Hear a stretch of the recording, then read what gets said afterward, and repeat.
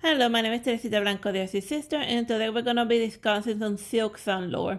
So, like at the start of the game, like Hornet is like trapped in a little cage, and then like a butterfly or moth shows up and like gets her out of the situation.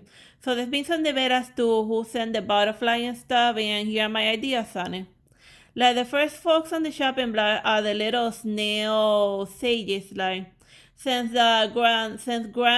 grandmother Silky has her eyes and ears everywhere, they can be like super obvious about like helping out Hornet. But as established in the start of going from Act 2 to Act 3, they have like a serious bone to pick with the queen. And then once they become a certain of Hornet's skills, they start being more obvious about the help they give her.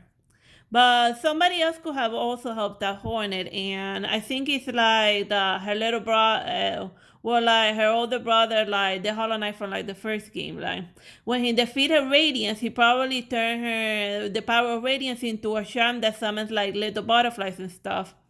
Cause as established by Salubra from the first game, when you can make charms, like the charms that the Shibina uses are like made from like the corpses, from the residual power of like corpses and stuff. So then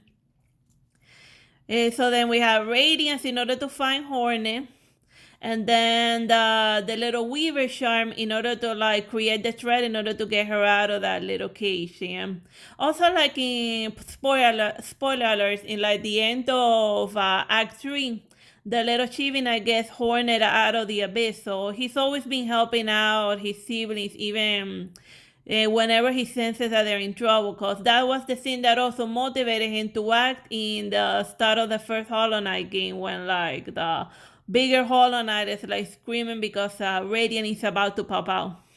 A less obvious person that could have helped out Hornet is like the moth sage from like the first Hollow Knight, cause when the little Shivina became trapped in the dream world, she sent a giant glowing moth in order to get him out of like the cage where he was trapped by the other dreamers. So even though she canonically died in like the first game, as established by Radiance, whenever like the moth people die, sometimes they become more powerful than you can possibly imagine.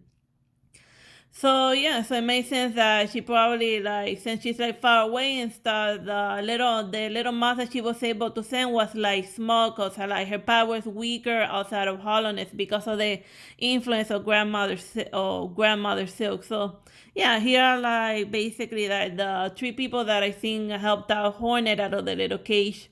Bye bye and God bless.